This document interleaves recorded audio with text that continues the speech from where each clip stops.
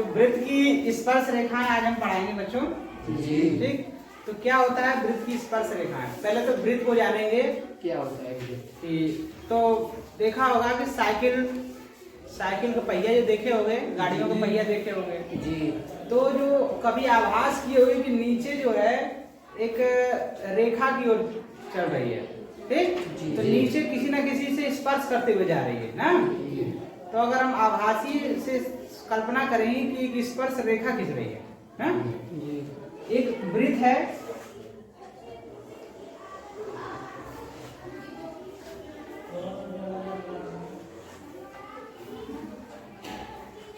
ये वृत्त है, कहीं ना कहीं इसमें केंद्रक होगा जी होगा जी। हाँ? आधे पाई होगा। केंद्रक है, ये परिधि है, परिधि आयत का परिधि, ठीक। ये वृत्त की परिधि है। परिधि का मतलब होता है उसके चारों तरफ का हिस्सा, ठीक। तो केंद्र और परिधि तक की दूरी को पहले तो हम त्रिज्या बोलते हैं।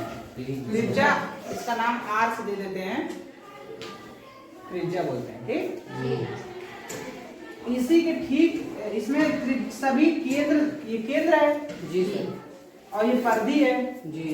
इसमें ऐसे देखो कितनी रेखाएं खींची जा सकती है, अनंत शरीर।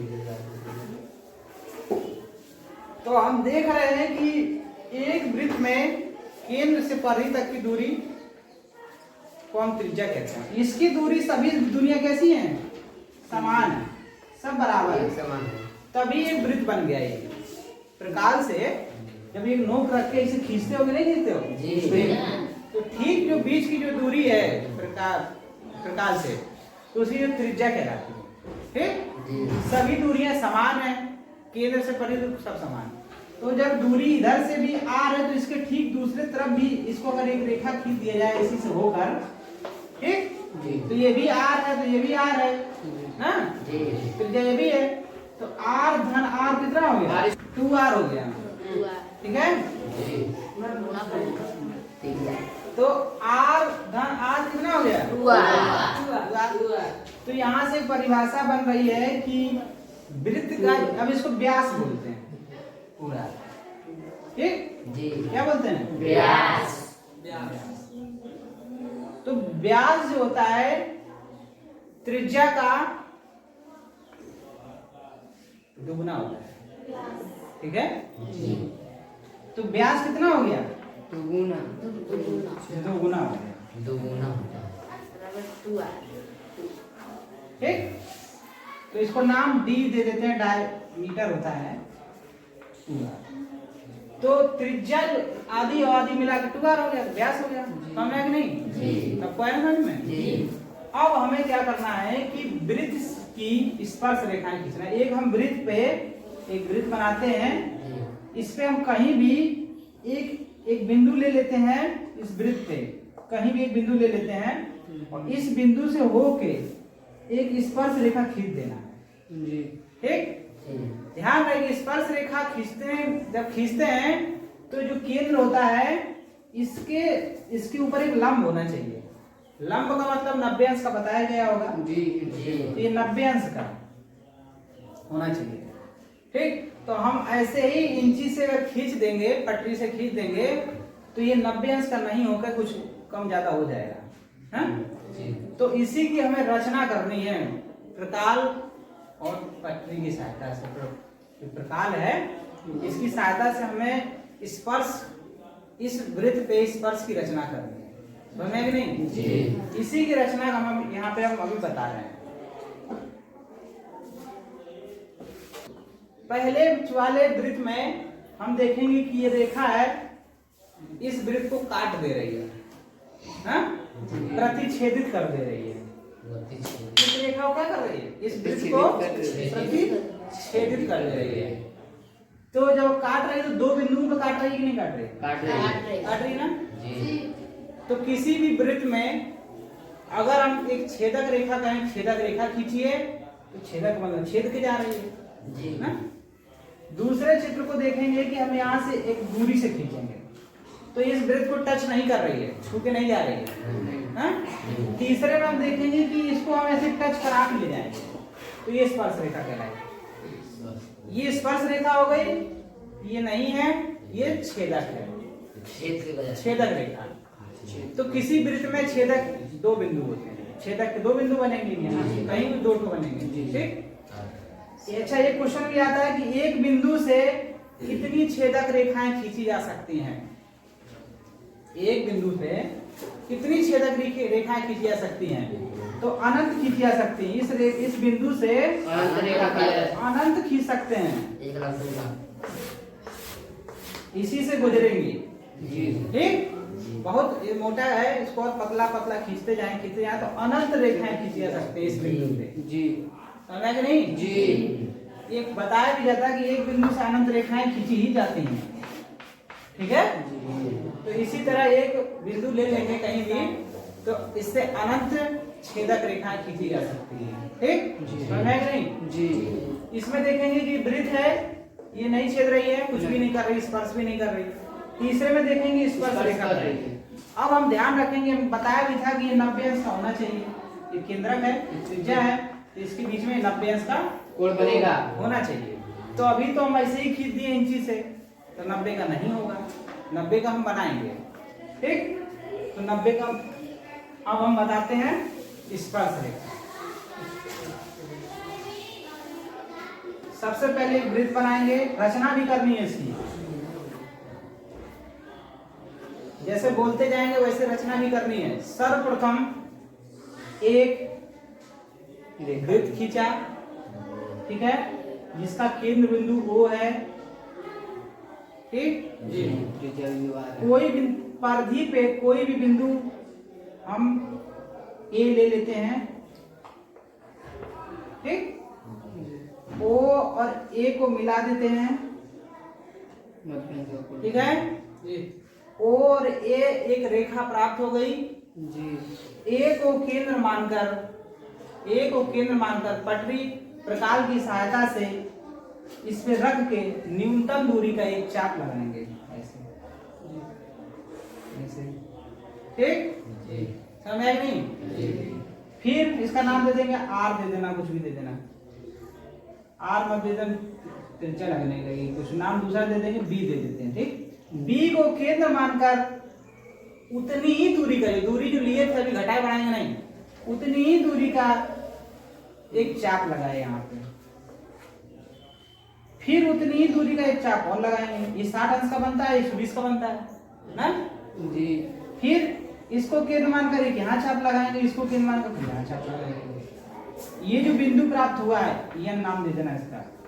इस बिंदु को इंची से लेके इस बिंदु से ऐसे एक रेखा खींच देंगे, एक, तो ये हमारी स्पर्श रेखा हो जाएगी इस बिंदु। आगे समझ में? तो ऐसी स्पर्श रेखा खींचना है। कहने का मतलब है कि कोई भी रेखा पे 90 अंश का कोण तो बना ही लेते हो, ऐसे करना है, ऐसे 60 का होगा, 120 हो गया, ऐसे 90 हो गया, 90 होता है कि नहीं होता है। तो इस रेखा पे भी 90 अंश का हम ऐसे बना लिए, तो स्पर्श रेखा हो गई। समझ में इतना जी।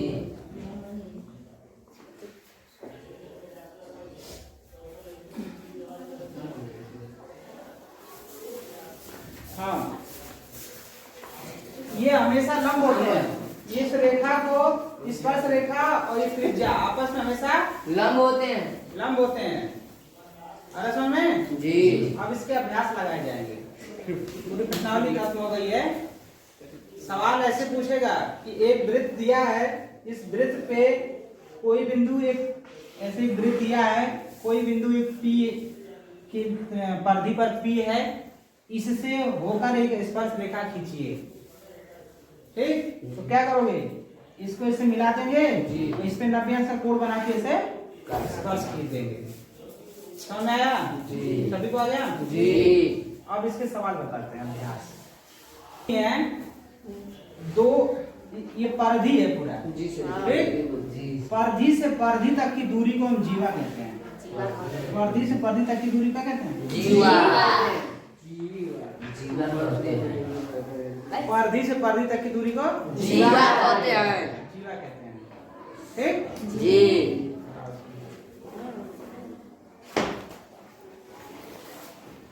तो जीवा किसे कहते हैं? जुआ किसे कहते हैं? पर्दे से पर्दे से पर्दे तक की दूरी, ये किनारा है ना, किनारा है ना, जी। सब जीवाएं ऐसे भी सब जीवाएं हैं। पर्दे से पर्दे। तो कितनी जीवाएं खींची जा सकती है? अनंत जीवाएं खींची जा सकती हैं। एक चीज और है, सबसे देखो सबसे छोटी जीवा ये है, जी और सर। छोटी और छोटी और छोटी, सबसे बड़ी कौन सी होगी? मध्य वाली। जो मध्य वाली जो केंद्र से होगी, जी। हाँ? बड़ी जीवा है। जो केंद्र से होकर जाएगी सबसे बड़ी होगी, और केंद्र के बाद वो घटने लगेगी ऊपर और फिर नीचे, नीचे घटने लगेगी। हाँ? जी। तो सबसे बड़ी जीवा केंद्र की हो गई। जी। इसी को हम व्यास भी बोलते हैं। व्यास, व्यास और व्यास। जीवा दोनों बराबर होती हैं, हाँ। ठीक है, क्योंकि केंद्र से हो रही है। केंद्र से होकर समझ आई ना? अब ये सवाल को देखो, पार्श्व चित्र में ओ वृत्त का केंद्र है, जी सर। ओ वृत्त का केंद्र है, जी। ठीक दिया है। कह रहा है कि ज्ञात करना है कि दो छेदक रेखाएं, ठीक, तो इसमें दो छेदक रेखाएं जो एच लिखा है ना, इसके लिए है। दो छेदक रेखा हमें बता देना कौन सी है? कौन सी सर? ओ है। बी हैं? बी और एच। डी और ई छेदक रेखा है कि नहीं? हाँ। जी। इसको इस यही पूरा बोल देंगे सी और F. C F. C F छेदक रेखा है। एक ठोर है कहीं, ओ इसका नाम नहीं लिखा है, पी और क्यू लिख देते हैं। P P Q. ये पूरी रेखा क्या छेदक है कि नहीं है? हाँ, पी क्यू। तो पी क्यू छेदक रेखा है। जी। आ गया समझ में? जी। दो स्पर्श रेखाएं, इसमें देखना स्पर्श रेखा कौन सी है। देखो ये टच करके जा रही है, केंद्र से जा रही है ना, ये 90 से कोण बना रहा है। जी। जी हम्म? जी तो ये छेदक स्पर्श रेखा है कि नहीं? जी। क्यू या। स्पर्श रेखा है। जी। एक भी है। एक के और स्पर्श रेखा लिखा तो है, दो स्पर्श रेखा, लेकिन हमें नहीं लगता है कि एक के और, अब नहीं है। स्पर्श रेखा किसे कहते हैं? जो कहीं से भी दो को पर्दी को टच करके जाए, उसे कहते पर्दी हैं। को टच करके कोई नहीं जा रहा है ना, नहीं कर रहा तो है। एक के स्पर्श रेखा है इसमें। जी। एक व्यास, व्यास कहाँ है इसमें? व्यास इसका नाम दे देते हैं आर। तो व्यास सी और आर। केंद्र से होकर जाएगी कि नहीं? बिया नहीं, बिया बिया। बी है। बिया बिया बिया बिया। ठीक है। एक स्पर्श बिंदु, ओ स्पर्श बिंदु देखना है, ये आर बिंदु है ये, जी। ठीक है, स्पर्श बिंदु आर। एक जीवा, बी जीवा कौन सी होती है? व्यास को जीवा बोलते हैं ना, तो बी आर आर जीवा है। पर्दी से पर्दी को टकराएगी तो उसको जीवा बोलते हैं। इसको नहीं बोलेंगे, देखो ये पर्दी इसको नहीं टकरा रही है, ना टका। तो ये हमारी जीवा हो गई बी और आर। ठीक। जी। एक जीवा और है, जी। हम खड़ा सी डी और ई। डी और ई एक जीवा है कि नहीं है? है। एक जीवा और है, पी और क्यू। P Q. बस बस तीन थे जीवा। जी सर। समझ में आया ये? जी। सवाल नंबर दूसरा, ठीक। जी। देखो सवाल नंबर दूसरा, केंद्र O बना लेते हैं जी। और त्रिज्या R वाली वृत्त की स्पर्श रेखा रेखा T है, जो बिंदु P पर स्पर्श करती है। एक बिंदु P बना लेते हैं, जी। ठीक है।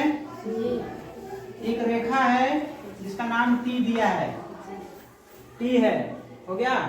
इसको R दे देते हैं, R लिखा है, R वाले वृत्त। आगे क्या है? यदि रेखा T पर स्थित कोई बिंदु अन्य बिंदु Q है, T पर कोई बिंदु मान लेते हैं क्यू है। Q है, मान लीजिए। ठीक। तब पहला सवाल, ओ क्यू माने ये रेखा बड़ी है R से, बड़ा चिन्ह है ये R से। तो देखो स्वाभाविक बात है, ये 90 अंश का कोण है, स्पर्श रेखा तो 90 अंश का कोण रहेगा ना। हाँ। ये देखो जब 90 अंश का कोण रहेगा तो 90 के सामने की भुजा कर्ण हो जाएगी, हाँ जी।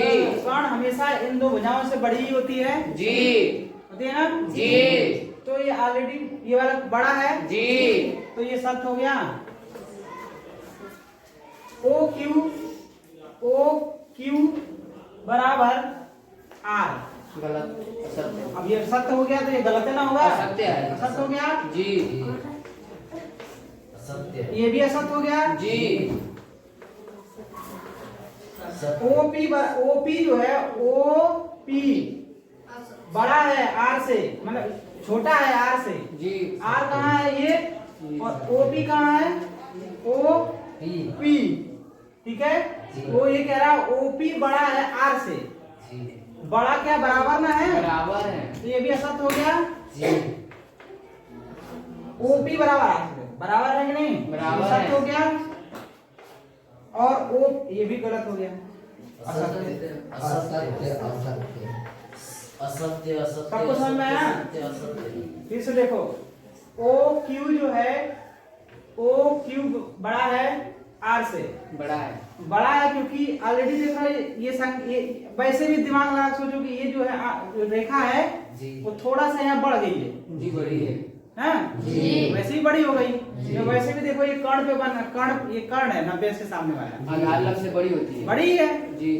तो सब हो गया। अब यही चीज कह रहा है कि बराबर है, यही चीज कह रहा है नहीं छोटा है, यही चीज तो यह सत्य हो गया।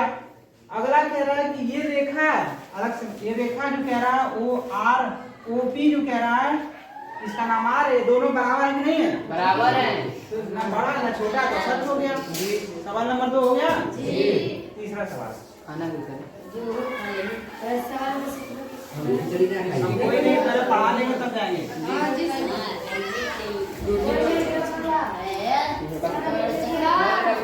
तीसरा सवाल, बैठ।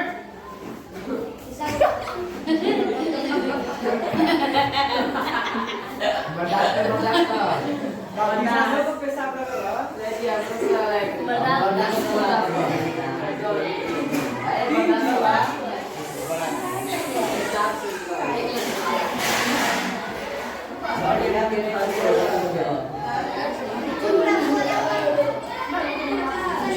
देखो इसमें लिखा है सवाल नंबर तीसरा, सवाल नंबर तीसरा कह रहा है जीवा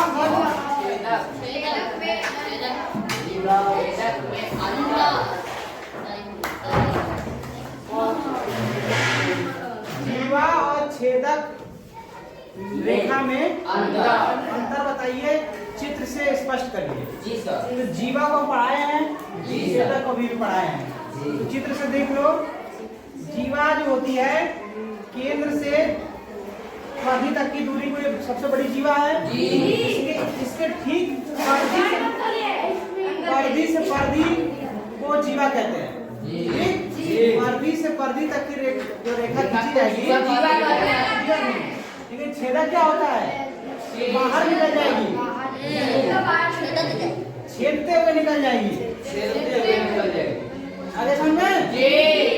बस इसका आंसर यही हुआ। जी सर समझ गए। चौथा सवाल भी वही कह रहा है कि 2 सेंटीमीटर त्रिज्या का एक वृत्त खींचिए। 2 सेंटीमीटर एक त्रिज्या है, 2 सेंटीमीटर का नाप लेंगे, ठीक है? इस पर इस वृत्त के अभ्यंतर एक बिंदु P ले लीजिए, ठीक है? अभ्यंतर माने अंदर। अब ज्ञात कीजिए क्या P से होकर जाती हुई रेखा खींची जा सकती है जो स्पर्श है? नहीं खींच सकते। अभ्यंतर माने तो इसके अंदर P रेखा ले लेंगे, P बिंदु ले लेंगे, ठीक है? ज्ञात कीजिए क्या P से होकर जाती हुई कोई रेखा खींची जा सकती है? नहीं। इससे कैसे रेखा खींच सकते हो? नहीं खींच सकते हैं। असंभव। तो ये सवाल ही एक लाइन का हो जाएगा कि असंभव या बन नहीं पाएगा, ठीक? जी। पांचवा सवाल, किसी वृत्त की छेदक रेखा और स्पर्श रेखा में क्या भिन्नता है? तो अब यार छेदक रेखा जो होती है जो वृत्त के अंदर छेद कर जाती है, छेदक रेखा का जिसके दो परिधि पर 2 बिंदु बनते हैं, और स्पर्श रेखा होती है जो कोई एक बिंदु स्पर्श रेखा परिधि पे कोई एक बिंदु P है, उससे 90 से कोण बनाते हुए जाती है, ठीक? जी। पर ये 90 से बनता है, ये तो नहीं बन रहा। नहीं बन रहा। छठवां लिखा है क्या व्यास वृत्त की छेदक रेखा होती है? ये व्यास है, छेदक रेखा हम क्या बताएं, कहीं से गुजर जाएगी, तो क्या ठीक से बीच से नहीं गुजरेगी, गुजरेगी ना, जी निकल गई, छेदक कहलाती है। जी। छठा सवाल हो गया जी। और धन्यवाद।